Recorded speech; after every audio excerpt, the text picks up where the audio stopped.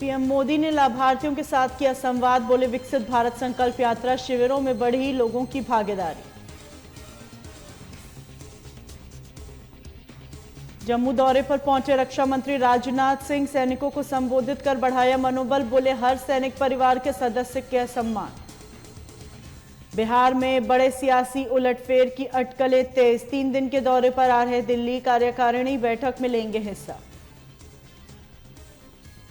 दिल्ली में आप मुख्यालय के बाहर बीजेपी का प्रदर्शन, सरकारी अस्पतालों में नकली दवाई सप्लाई का किया विरोध।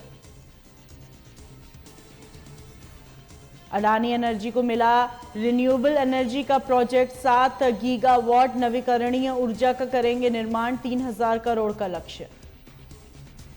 कौशाम्बी के कॉलेज में वार्षिक उत्सव का कार्यक्रम, सीएम योगी ने जनसभा को किया संबोधित, बोले हर व्यक्ति का राष्ट्र निर्माण में योगदान। अयोध्या पहुंचे डिप्टी सीएम केशव प्रसाद मौर्य, क्षेत्रपुरम परिसर का किया निरीक्षण, बोले अयोध्या को सुंदर बनाना संकल्प। भारत सरकार को काशी के संतों ने लिखा पत्र, श्री राम के प्राण प्रतिष्ठा के दिन सार्वजनिक अवकाश की मांग। उन्नाव एसपी ऑफिस में युवक ने की आत्मदाह, प्रशासन पर लगाया लापरवाही का आरोप, आरोपियों की नहीं हो रही गिरफ्तारी। प्रयागराज में भीषण सड़क हादसा, 2 अलग अलग हादसों में 4 लोगों की मौत, 3 गंभीर रूप से घायल अस्पताल में भर्ती।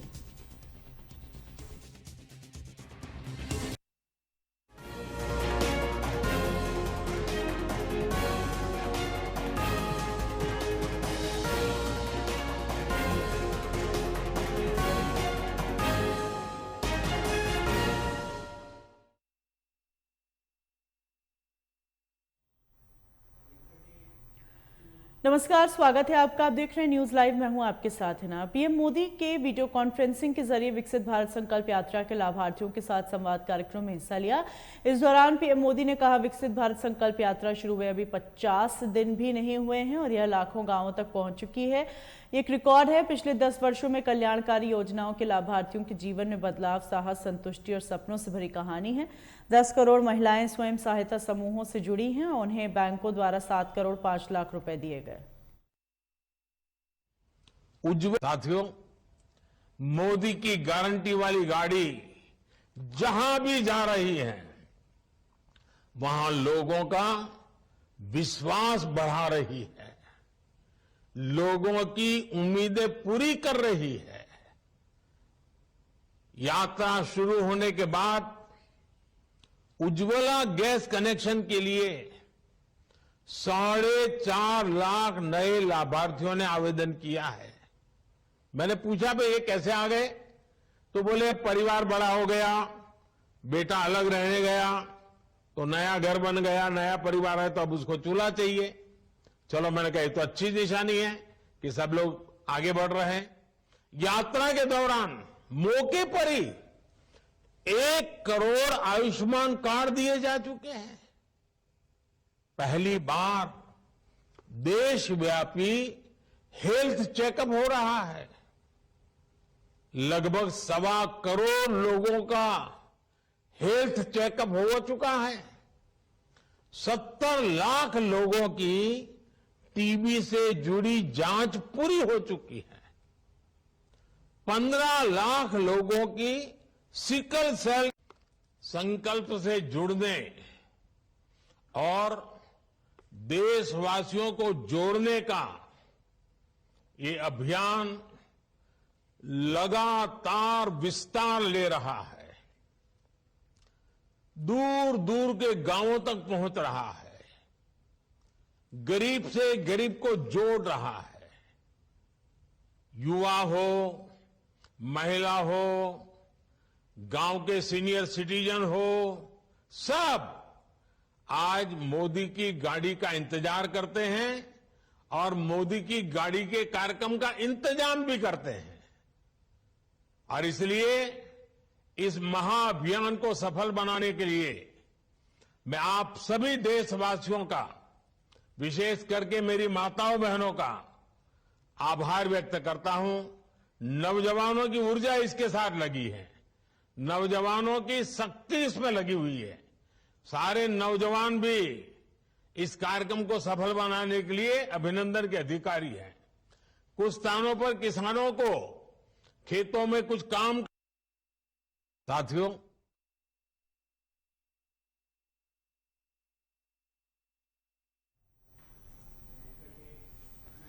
यूपी के सीतापुर में विकसित भारत संकल्प यात्रा के तहत नगरपालिका क्षेत्र के आरएमपी इंटर कॉलेज में एलईडी वैन पर पीएम मोदी के लाइव प्रसारण को देखा गया। इस दौरान बीजेपी सांसद राजेश वर्मा और नगरपालिका अध्यक्ष प्रतिनिधि नमिंद्र अवस्थी सहित सैकड़ों लाभार्थियों ने पीएम मोदी के लाभार्थियों से बातचीत को सुना और मोदी की गारंटी को जाना। वहीं कार्यक्रम पहुंचे बीजेपी सांसद राजेश वर्मा ने बताया, मोदी गारंटी की गाड़ी गांव-गांव तक पहुंच रही है। रोजाना उनके कार्यकर्ता 2 कार्यक्रम करते हैं। कपड़े में रहते थे तो आपके जीवन में बंदी खाना बनाना था, सब आप सर की गाड़ी आई है, उसका स्वागत। विकसित भारत संकल्प यात्रा हमारे यशस्वी प्रधानमंत्री जी की जो मोदी की गारंटी की गाड़ी है वो गांव-गांव, शहर-शहर घूम रही है।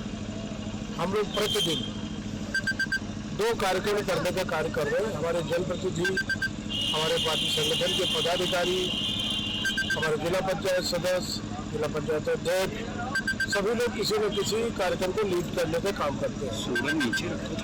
विकसित भारत संकल्प यात्रा के माध्यम से यशस्वी प्रधानमंत्री जी का संदेश हम लोग गांव-गांव तक पहुंचाने का काम कर रहे हैं। आज इसी कड़ी में सीतापुर नगर पालिका में आरएमपी इंटर कॉलेज के मैदान में आज ये कार्यक्रम आयोजित है।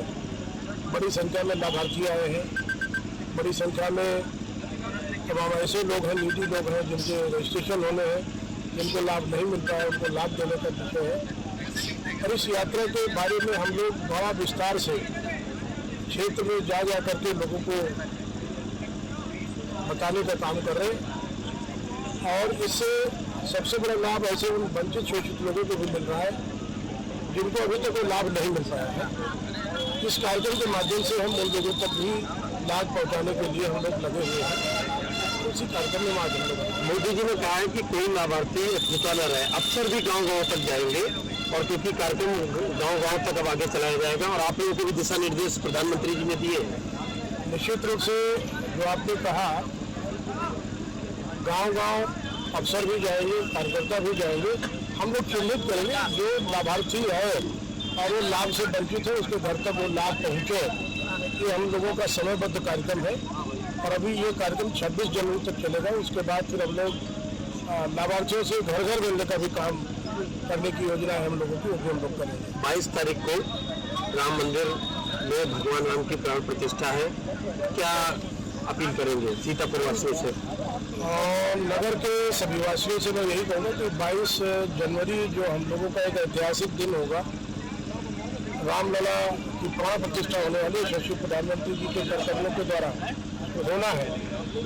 अभी 30 तारीख को हम लोग वहाँ से प्राप्त हुआ जो एक धार्मिक चावल है, अक्षत है, उसको हम लोग गांव-गांव, घर-घर तक भेजने का काम करेंगे। 30 तारीख को हम लोग इस कार्यक्रम को भी आयोजित करने वाले हैं और हम अपने जनपद के लोगों से यही अपील करेंगे कि इस दिन हम लोग जब हमारा रामलला का कार्यक्रम चल रहा हो तो अपने घरों में, अपने मंदिरों में पूजन अर्चन करें और रामलला की धुन बजाने का काम, राम धुन लगातार बजाने का काम करें। हम अपने जनपद वासियों से अपील करते हैं। मैं सर चाय बनाने से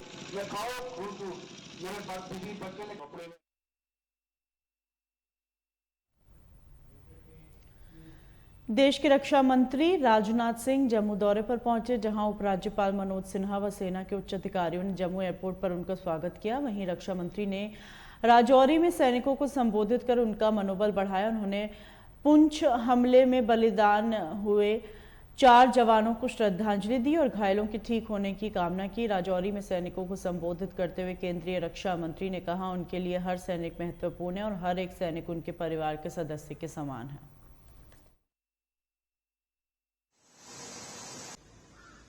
जो हमारे सैनिक घायल हुए हैं उनके शीघ्र स्वस्थ होने की भी मैं कामना करता हूं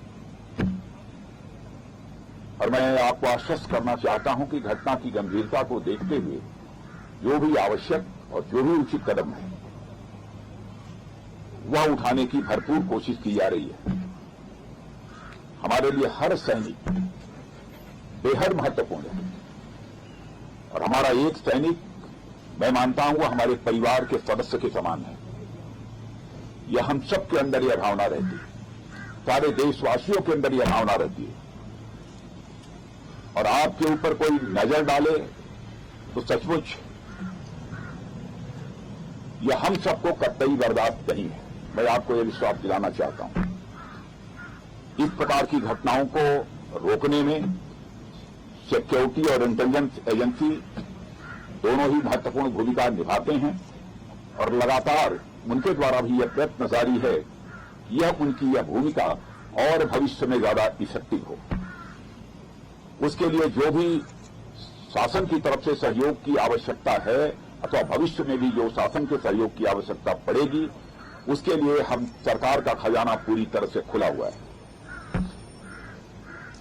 लेकिन मैं यह भी मानता हूं कि इस प्रकार की घटनाओं को टेकन फॉर ग्रांटेड नहीं लिया जा सकता है। हमें और सजग रहने की आवश्यकता है।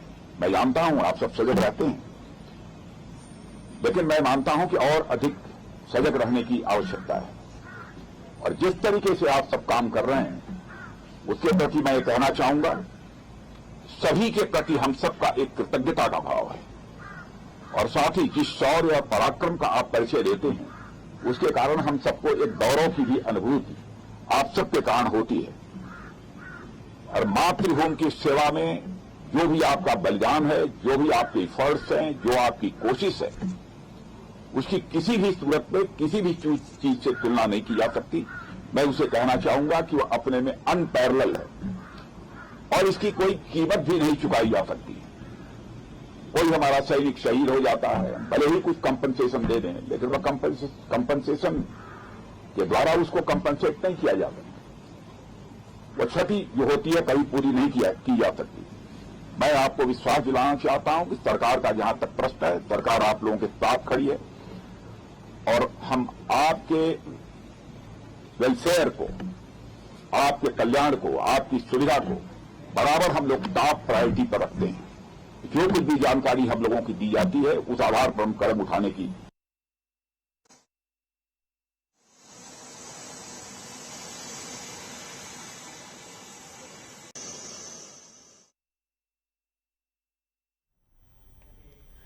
केंद्रीय मंत्री अनुराग ठाकुर ने कैबिनेट की बैठक के बाद प्रेस कॉन्फ्रेंस को संबोधित किया। उन्होंने बताया किसानों के आर्थिक हितों को ध्यान में रखते हुए नारियल का एमएसपी लागत और 50% देने का फैसला लिया गया। यह साल 2014 की तुलना में दोगुना हो गया। वहीं रोड ट्रांसपोर्ट मंत्रालय ने 2 निर्णय लिए। त्रिपुरा के खोवेई से हिरना तक के सड़क की मंजूरी दी गई। वहीं दूसरा, बिहार में दीघा से सोनपुर गंगा नदी पर 6 लेन ब्रिज बनेगा, जिसमें 3000 करोड़ से ज्यादा की लागत आएगी।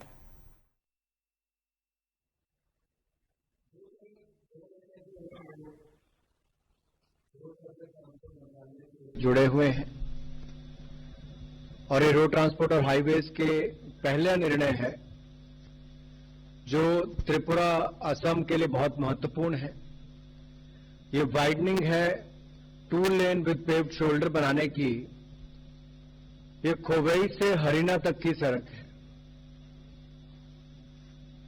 और त्रिपुरा में खोवेई से हरियाणा तक के रोड को बनाने के लिए 2015 में घोषणा हुई थी।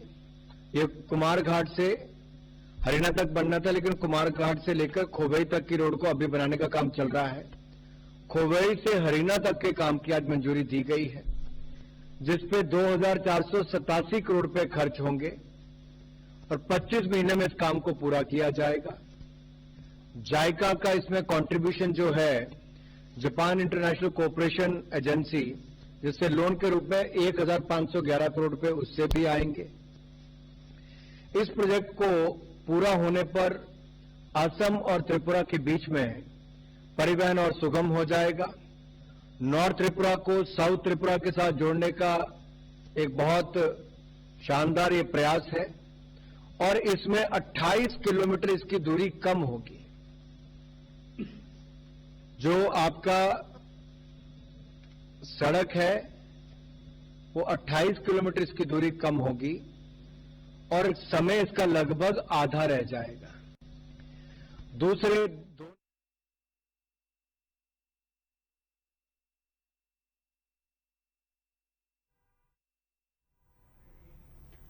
देश भर में एक बार फिर कोरोना तेजी से पैर पसार रहा है। वहीं कोरोना के नए वेरिएंट JN.1 ने लोगों की चिंता बढ़ा दी है। कई राज्यों ने कोरोना के बढ़ते मामलों को लेकर एडवाइजरी जारी की है। वहीं राजधानी दिल्ली में स्वास्थ्य मंत्री सौरभ भारद्वाज ने कहा, उन्होंने दिल्ली में RT-PCR टेस्टिंग शुरू कर दी और रोज लगभग 250-400 तक RT-PCR टेस्ट हो रहे हैं। कल की रिपोर्ट में 2 पॉजिटिव मामले सामने आए और 5 मरीज अस्पताल में भर्ती हो गए। वेरिएंट है वो भारत देश के अंदर सदर्न स्टेट की तरफ से बढ़ता हुआ दिख रहा है। दिल्ली के अंदर हमने RT-PCR टेस्टिंग जो है शुरू कर दी है और लगभग 250 से 400 RT-PCR टेस्ट हमारे यहाँ रोज हो रहे हैं। कल की रिपोर्ट के अंदर 2 पॉजिटिव टेस्ट कोविड के हमारे आए हैं और टोटल नंबर ऑफ पेशेंट जो हॉस्पिटलाइज हैं वो 4 से 5 हैं।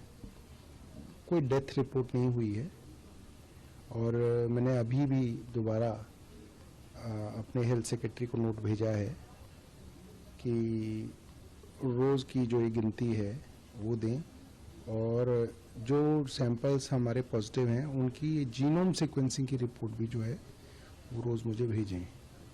ये सब जो केसेज है सीक्वेंसिंग रिपोर्ट जिनकी नहीं आई है, नॉर्मल कोविड केसेज अभी कह सकते हैं? देखिए, जब तक जीनोम टेस्टिंग की रिपोर्ट नहीं आएगी तब तक तो अभी आप इसको कोविड ही कहेंगे।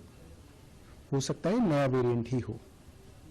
उसे लेकर क्योंकि अगर ये नया वेरिएंट होता है तो संक्रमण की आशंका होगी, क्या कुछ एहतियात? देखिए, नया वेरिएंट भी है तो ये माइल्ड है, ये तो माइल्ड बता रहे हैं इसको और इस तरीके से कोई बहुत ज़्यादा खतरे की बात नहीं है। मगर हाँ, सावधानी रखने में कोई नुकसान नहीं है। सावधानी रखिए मगर बहुत ज़्यादा घबराइए नहीं, बहुत ज़्यादा पैनिक मत होइए।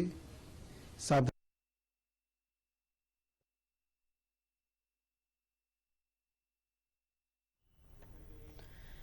मुख्यमंत्री योगी आदित्यनाथ प्रयागराज पहुंचे, जहां उन्होंने संगम नोज पर विधि विधान से गंगा का पूजन किया और इसके बाद वो माघ मेले में चल रहे कार्यों की समीक्षा करने पहुंचे। इसके साथ प्रदेश के कैबिनेट मंत्री नंदगोपाल नंदी, सांसद केसरी देवी पटेल, उमेश चंद गणेश केसरवानी, विधायक हर्षवर्धन वाजपेयी, MLC सुरेंद्र चौधरी, सतुआ बाबा मौजूद रहे। सीएम योगी आदित्यनाथ प्रयागराज में संगम में जो 2024 का माघ मेला चल रहा है उसका जायजा लेने के लिए आज संगम पर पहुंचे थे और यहां पर उन्होंने पूजन किया। उसके बाद जो कटान थी वहां पर उन्होंने निरीक्षण किया। उनके साथ कई मंत्रीगण मौजूद थे और आप देख सकते हैं कि ये संगम का वो इलाका है, किस तरीके की सुविधा है। यहाँ पर देख लीजिए कि पूरा मेला क्षेत्र जो है 3 जोनों में बटा हुआ है। सर्किल जो है 7 सर्किल है। थाना यहाँ पर जो है वो 17 थाने हैं, 41 चौकियां हैं, खोया पाया केंद्र है। तो आप देख सकते हैं कि यहाँ पर संगम पर ही ये सारी व्यवस्था की गई है कि किसी को कोई दिक्कत ना हो। अगर मेले के बारे में क्या क्या सुविधा है वो सारी जानकारियां आप देखिए कि पार्किंग की भी सुविधा है। 8 अलग अलग मेला क्षेत्र में 8 अलग अलग जगहों पर पार्किंग की सुविधा की गई है। और आप देखिए कि 14 फायर स्टेशन है, 14 पुलिस स्टेशन है, 41 चौकियां हैं और यहाँ पर कितने पुलिस अधिकारी यहाँ पर मौजूद रहेंगे, सुरक्षा में लगे रहेंगे, वो सारी व्यवस्था देखिए आप। और यहाँ पर वाटर स्पोर्ट की व्यवस्था है। आप देखिए कि सारी जो मेले में कितना अच्छे से अच्छे तरीके से इस मेले को बनाया जा सकता है, क्योंकि 2024 में ये एक तरीका की ये कहिए कि 2025 में जो आने वाला कुंभ है उसकी जो है झलकियां 2024 के माघ मेले में आपको दिखाई देंगी। आप देखिए 21,000 यहाँ पर टॉयलेट भी बने हुए हैं। तो मेले में इस तरीके की व्यवस्था की गई है क्योंकि ये प्रयागराज जो है वो आस्था का केंद्र है। लाखों करोड़ों की संख्या में देश विदेश से यहाँ पर श्रद्धालु आते हैं, गंगा माँ का आशीर्वाद लेते हैं, दर्शन पूजन करते हैं। उनको किसी प्रकार की असुविधा ना हो, उन सब बातों का ध्यान रखते हुए यहाँ पर पूरी व्यवस्था की गई है। Live today Prayagraj, Manish Tripathi.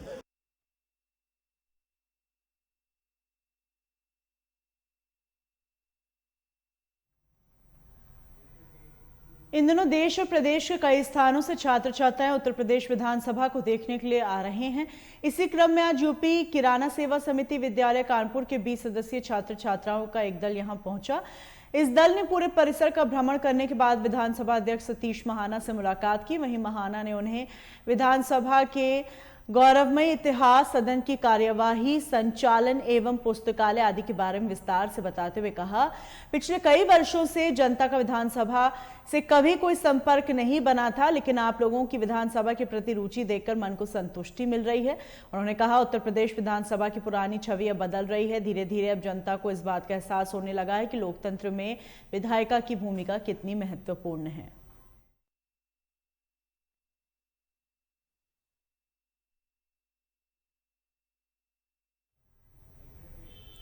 आगरा के एडीजी अनुपम कुलश्रेष्ठ द्वारा आगरा जोन में बच्चियों और महिलाओं को जागरूक करने के लिए जागृति मिशन अभियान चलाया गया, जिसमें जलेसर पुलिस और पिलुआ पुलिस द्वारा गोष्ठी का आयोजन किया गया। इस दौरान बच्चियों, महिलाओं और पुरुष से फीडबैक लेते हुए ऑपरेशन जागृति के संबंध में उनके विचारों को भी जाना और पुलिस ने बच्चियों और महिलाओं को हर समय हर संभव मदद करने का भरोसा दिया।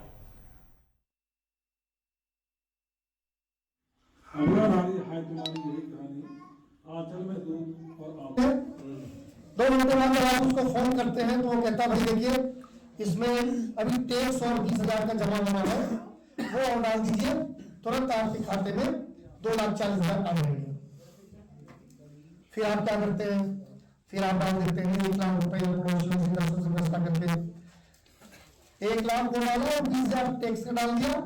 अब आप प्रतीक्षा कर रहे हैं, 2 घंटे 4 घंटे हो गए, पूरा दिन निकल गया, सुबह आपने उसका फोन लगाया, उसका फोन बंद जा रहा। अब उसने क्या किया कि आपको 500 रुपए, फिर 2,000 रुपए, फिर 5,000 रुपए और 10,000 रुपए का लालच देकर के आपसे कितना रुपए ले लिया, 1,20,000।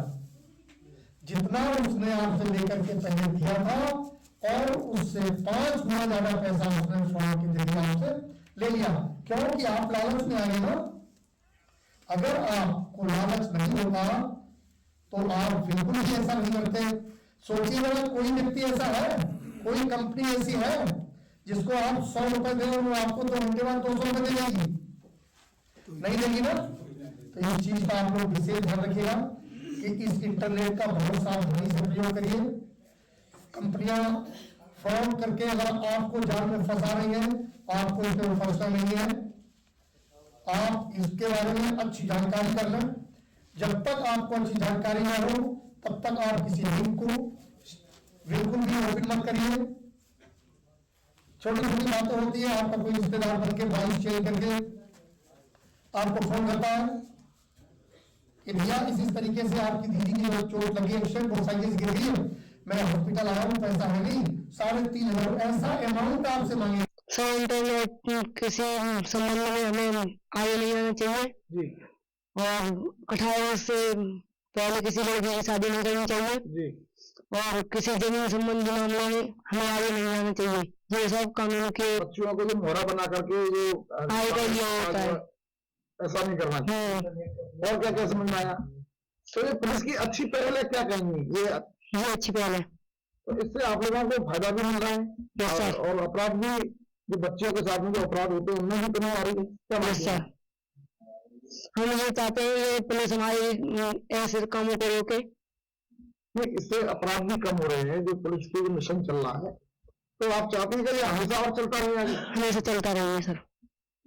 मुझे ये समझ में आया, किसी जैसे मतलब लड़की और बहन बेटियों को आगे करके शिकायत करके और मुकदमा फर्जी लिखा देते हैं, वो नहीं कराना चाहिए। और लड़का लड़की को 18 साल की लड़की की कम उम्र में शादी नहीं करनी चाहिए। तो इससे अपराधों में भी कमी आएगी। कमी आएगी अपराधों में। तो पुलिस की ये जो सराहनीय पहल है, क्या कहेंगे आप? अच्छा काम कर अच्छा काम कर रहे हैं। और पुलिस में आप देख रहे हैं परिवर्तन भी आ रहा है काफी। महिलाएं अगर कोई फोन भी करते हैं पुलिस के तत्काल एक्शन में आ जाती है। तो आप क्या मानते हैं, पुलिस से ये कार्यशैली संतुष्ट है उनसे? हाँ, बिल्कुल संतुष्ट है। उन्होंने बहुत अच्छी समाज को सुधारने की बातें कही। उन्होंने बताया कि जमीन जायदाद मकान संबंधी कुछ मसले बन जाते हैं, जिनमें लोग अपनी महिलाओं को बेटियों को खड़ा करके मोहरा बना करके करा देते हैं, फर्जी मुकदमे लिखा देते हैं। तो उन्होंने कहा कि बहन बेटियों की आगे चल करके उनकी बेइज्जती होती है ससुराल में जाने के बाद या वापस आने के बाद वो कहीं की नहीं रहती है, तो उन्होंने बताया कि ऐसे मुकदमे नहीं कराने चाहिए। हाँ, इसका दुष्प्रभाव होता है और बेटियों की जिंदगी खराब होती है और फर्जी मुकदमों में दोनों परिवार विनाशित हो जाते हैं।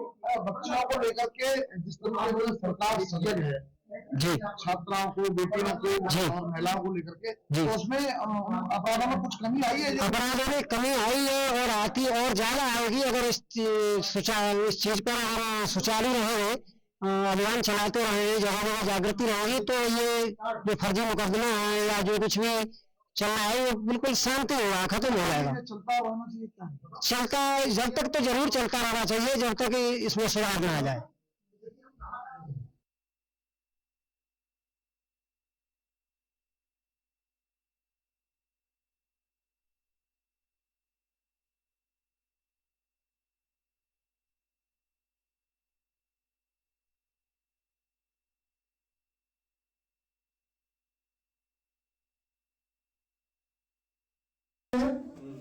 दो मिनट के बाद जब आप उसको फोन करते हैं तो वो कहता भाई देखिए इसमें अभी 23 और 20 हजार का जमा होना